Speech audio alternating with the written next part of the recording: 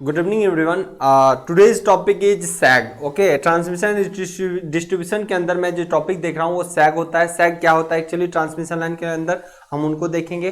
फिर SAG के calculations होते हैं वो भी कैलकुलेशन करेंगे. एक नॉर्मल जो प्लेन एरियाज में होते हैं उसको भी कैलकुलेट करेंगे और हिलीज एरिया के अंदर होते हैं उसको भी कैलकुलेट करेंगे. सो पहले अपने को डिफाइन करना है एक्चुअली सैग क्या होता है. ओके, तो आइए बहुत अच्छे से आप लोग देखते हो और सैग को आप बहुत अच्छे से समझ सकते हो. यहाँ पे देखिए एक जो इमेज दिया हुआ है इसके अंदर जो सैगिंग प्रोसेस दिखाया गया आपको देखिएगा. यहाँ पे ये जो है ट्रांसमिशन लाइन में जैसे ये हिलीज एरिया हिल के एरिया में है तो सैग किसी भी यानी दो ट्रांसमिशन लाइन के बीच कंडक्टर हमेशा सैग करता है. जैसे कि यहाँ देखिए दो टावर के बीच अगर कंडक्टर को रखा जाए तो ऑब्वियसली इन दोनों के बीच क्या होता है सैग होता है और इतना दूरी से ये क्या किया है झुक गया है कंडक्टर. सो कैसे डिफाइन करेंगे मैं उसको बताऊंगा, लेकिन सबसे पहले एक्चुअली सैग होता क्या है तो आपको ये पता होना चाहिए. कंडक्टर जो देख रहे हो ना ये झुका हुआ है ना, एक टावर से दूसरे टावर के बीच जो मूव किया हुआ ये देखिए ये कंडक्टर जो इस तरीके से झुक गया है ये यहां से इस तरीके से झुक गया. सो इसको सैग बोला जाता है. ओके नो यहां भी आपको दिख रहा है एक टावर से बीच इस दोनों के बीच की जो सैगिंग है. सैग मतलब जो स्ट्रेट लाइन होना चाहिए वो क्या हुआ इतना से सैग कर गया है. ओके सो इसकी अपनी एक दूरी होगी. नो सैग को मैं कैसे डिफाइन करूं सर, सैग को कैसे डिफाइन करते हैं आइए देखते हैं. सैग it is defined as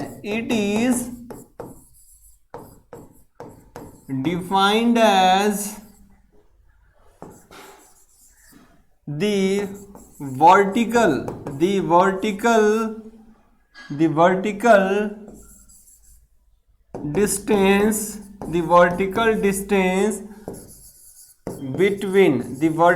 distance between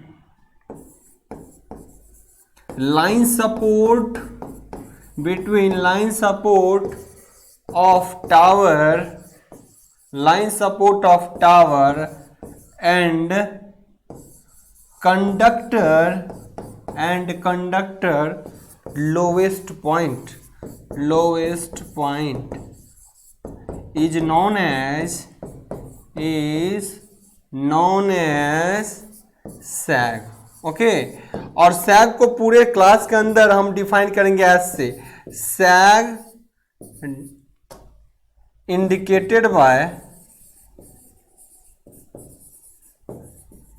S. ध्यान रखना मैं स्पेशली सैग को कैसे इंडिकेट करने वाला हूं एस से. ना आपको बढ़िया से पता चल गया कि जो लाइन सपोर्ट पे आपको पता है क्या होते हैं इंसुलेटर लगे होते हैं और वहीं पे आपके क्या होते हैं कंडक्टर भी होते हैं. ओके नाउ लाइन सपोर्ट और ये जो रहा आपका यहाँ पे जो आपके कंडक्टर के लोएस्ट पॉइंट है इन दोनों के बीच के जो डिफरेंस है यही कहलाएगा हमेशा क्या सैग. यही क्या कहलाता है sag. So it is defined as the vertical distance. Vertical मतलब इस तरीके से. Okay vertical distance between the line support of tower and the conductor lowest point is known as sag. Okay तो सैग को आपने इमेज में भी इस तरीके से देख लिया. कैलकुलेशन के पार्ट को हम देखेंगे.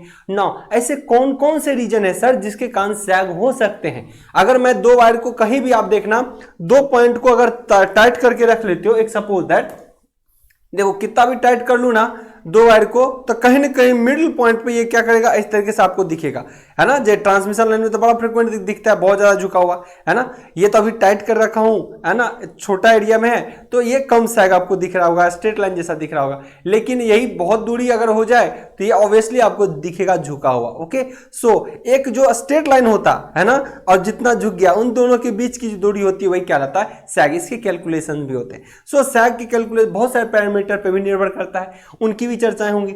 नाउ आई होप सैग जब आप समझ चुके हो तो सैग के बारे में हम कुछ चर्चाएं और भी करने वाले हैं कि ऐसे कौन कौन से फैक्टर हैं जो सैग को अफेक्ट करता है.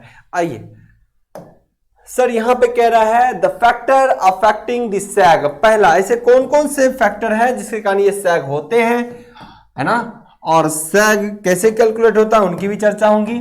तो मैं पहला पॉइंट देखता हूं. पहला पॉइंट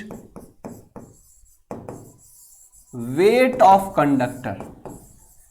पहला पॉइंट क्या है वेट ऑफ कंडक्टर. मतलब कंडक्टर का वेट. इसका मतलब है अगर कंडक्टर का वेट बढ़ेगा, अगर आपका हेवी कंडक्टर जैसे कॉपर का कंडक्टर है मोटा होता है, पतला होगा तो कम सैग होगा, ज्यादा मोटा होगा तो सैग क्या होगा ज्यादा होगा, या एल्युमिनियम के कंडक्टर होंगे है ना, एल्युमिनियम ACSR का होगा, तो जितना वजन बढ़ेगा वो क्या होगा, उतनी टिलनेस उसमें बढ़ती चली जाएगी, ये झुकाव बढ़ता चलेगा। सो वेट ऑफ कंडक्टर, इसका मतलब weight of conductor is directly proportional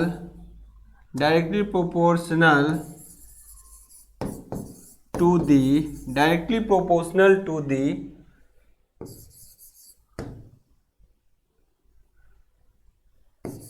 sag। Okay, इसका कहने का मतलब है अगर वेट बढ़ाओगे आप तो ऑब्वियसली सैग भी आपका बढ़ेगा, और वेट घटाओगे तो आपका सैग भी घटेगा। आई होप ये पॉइंट आपको क्लियर होगा। मतलब कंडक्टर जितना वजनदार होगा सैग उतना बढ़ता जाएगा, है ना। सैग मतलब क्या है, वर्टिकल डिस्टेंस, जितना पॉइंट पे अपन को सीधा खींचना था और जितना वो झुक रहा है उन दोनों के बीच की डिस्टेंस। तो ये कंडक्टर पे ऑब्वियसली डिपेंड कर रहा है ना। ये समझिए, एक कंडक्टर यहाँ पे और इस पॉइंट पे होता है ना, यहाँ पॉइंट पे होता, और इन दोनों के बीच ये लाइन और ये लाइन, ये है weight of conductor W। Okay, ये जितना बढ़ेगा बेचारा सैग भी उतना ही बढ़ेगा, है ना। क्लियर है दोनों पॉइंट। ये पॉइंट पहला हो गया। नेक्स्ट दूसरा पॉइंट क्या कहता है, दूसरा पॉइंट सर कहता है span length of conductor. Conductor का जो स्पैन लेंथ होता है उस पर भी डिपेंड करता है। इसका मतलब क्या, स्पैन लेंथ आपको पता है सर, स्पैन लेंथ की चर्चा ऑलरेडी हो चुकी है क्लास के अंदर कि दो टावर के बीच, ओके, जो कंडक्टर आप यूज करते हो, दो टावर के बीच जो भी कंडक्टर आपने यूज करा है और इन दोनों के बीच जो डिफरेंस है ना, ये सामने दिखेगा, और इन दोनों के बीच जो भी डिफरेंस है, डिस्टेंस है, ओके, डिस्टेंस है, यही आपको क्या कहलाता है, ये स्पैन। क्या कहलाता है, स्पैन। ओके, नाउ अब देखिए दो टावर के बीच के डिफरेंस को हम क्या बोलते हैं, स्पैन, क्योंकि वहीं से इंसुलेटर से कंडक्टर बनता है और दूसरे लाइन तक जाता है। नाउ अब ये देखिए स्पैन, जितना दूरी बढ़ेगा सैग घटेगा या बढ़ेगा, आप ही बताओ।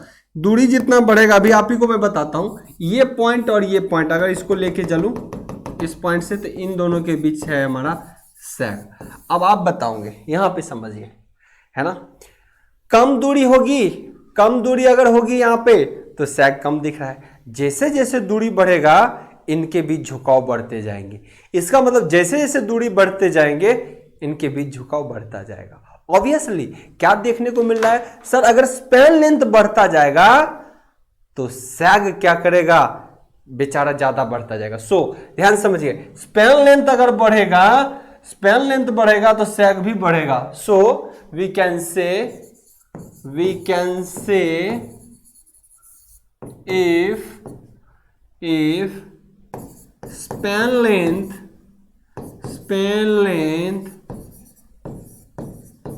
increases, then if span length increases then its sag also increase, so its sag also increase. Okay, if span length decrease then sag will be decrease. Okay, so ये भी ध्यान रखना आपको। now another point sir, another point और क्या है, तीसरा point,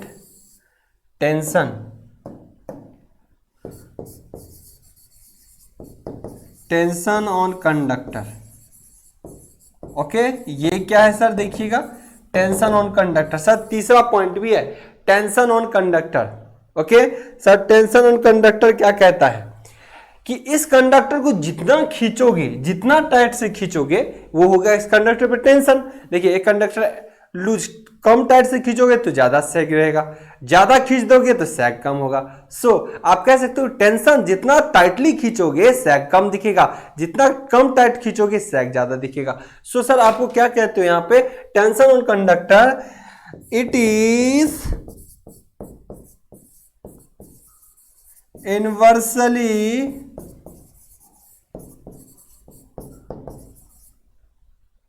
proportional to sag. यह क्या होता है? सैग की इनवर्सली प्रोपोर्शनल होता है। अगर टेंशन को टी से डिफाइन करूं तो सैग बेचारा क्या हो जाएगा? उल्टा हो जाएगा। इसका क्या मतलब है सर? इसका क्या मतलब है सर?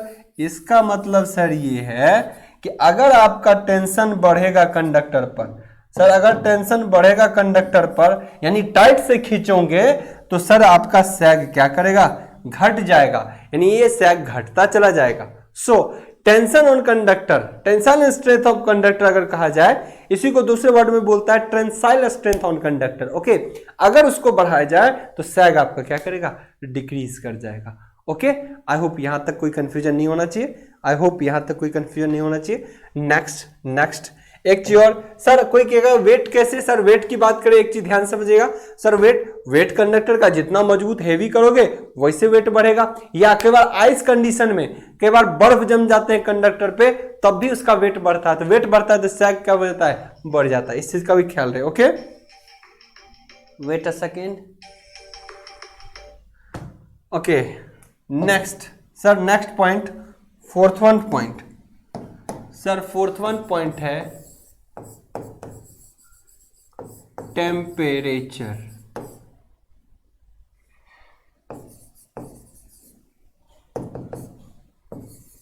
अब ये सर कैसा रिलेशन रखता होगा?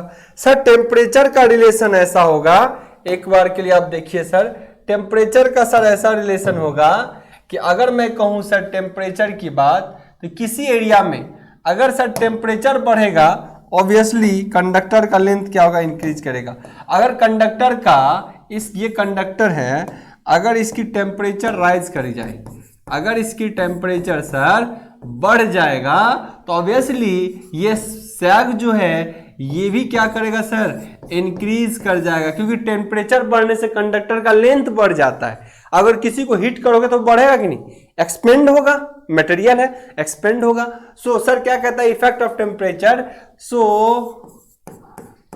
Temperature is also directly proportional to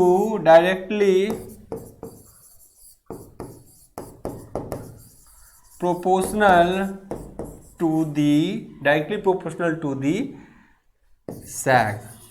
okay, that is means कि अगर आप टेम्परेचर को, दैट इज मीन्स आप कह सकते हो पहले सैग ले लो proportional to temperature. Okay sir, अगर कोई कह रहा है कि आप सैग इंक्रीज, टेम्परेचर इंक्रीज करा रहे हो, इसका मतलब कहीं ना कहीं सर सैग को इंक्रीज करा रहे हो। सर अगर टेम्परेचर इंक्रीज करा रहे हो तो सैग इंक्रीज करेगा। क्लियर है? और कोई कहेगा कि सर अगर टेम्परेचर डिक्रीज कर रहा हूं, इसका मतलब सर आपका सैग डिक्रीज कर रहा है। क्लियर? इनको लफ्जों में भी आप लिख सकते हो, है ना, स्टेटमेंट में लिख सकते हो इन चीजों को, मैं तो शॉर्ट में कर रहा हूं। सो टेम्परेचर डिक्रीज देन सैग डिक्रीज, टेम्परेचर इंक्रीज सैग इंक्रीज। नाउ अनदर फैक्टर और भी है सर, विंड का इफेक्ट पड़ सकता है, बिल्कुल पड़ सकता है। हवा तेज झोंके में चलेंगी, हवा ज्यादा चलेंगी, उनसे क्या होगा? कंडक्टर अपने डिक्लाइन पॉइंट पे ज्यादा धंसता चला जाएगा। सो सर विंड का भी इफेक्ट पड़ सकता है।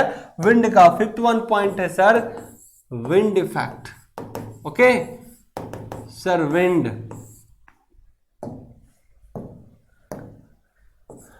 if wind speed increases then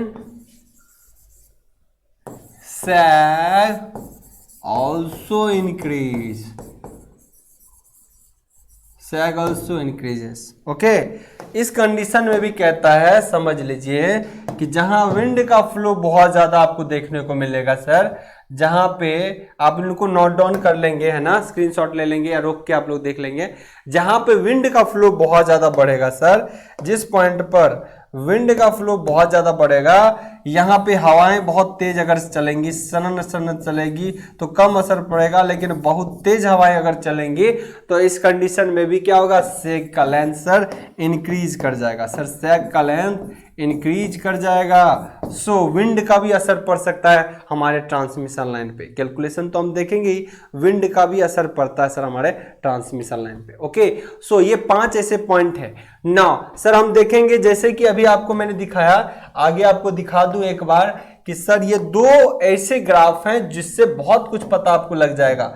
2 ऐसे इमेज है जिससे मैं बहुत कुछ चीजें का पता भी आप लोगों को लगा दूं।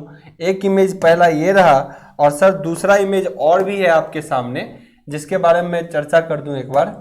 सर एक और इमेज है, मैं टाइमिंग एक बार देख लूं। ओके, मेरे पास टाइम कम है, मैं आपके लिए दूसरा वीडियो बनाऊंगा नेक्स्ट। ओके, सो सर ये है एक मैदानी एरिया है ना, प्लेन सरफेस। क्या है सर ये? Plane surface. सर ये है प्लेन सरफेस।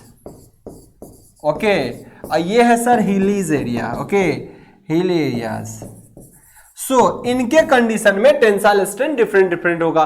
क्यों? क्योंकि एक टावर सर यहां दिखेंगे तो दूसरा टावर यहां पे है। सो कंडक्टर का सैगिंग इस तरीके से है। सो यहां पे सैगिंग कैलकुलेशन का सर फॉर्मूला अलग तरीका लगता है और स्ट्रेट लाइन में सैगिंग का अलग तरीका लगता है। सो 2 मेथड हम सीखने जाएंगे, method 1 and method 2। Sir sagging calculation के 2 मेथड होते हैं, एक नॉर्मल जो स्ट्रेट नॉर्मल प्लेन या मैदानी एरिया में होते हैं, और सर एक इस तरीके के एरिया हिली एरिया में। तो इनके कैलकुलेशन को भी मैं देखने वाला हूं, और इन पॉइंट को आप नोट डाउन कर लेंगे बारीकी से, सबको स्टॉप करके।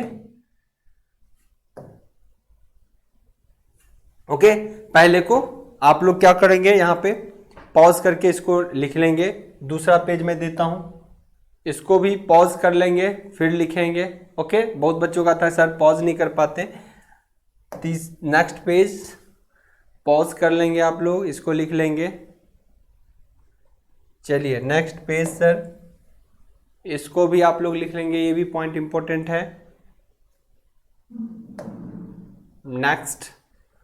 Okay, these are important thoughts. Okay, और ये तो है कि कैलकुलेशन आगे के लेक्चर में हम करने वाले हैं। ओके, चलिए मिलते हैं नेक्स्ट लेक्चर में। Good bye.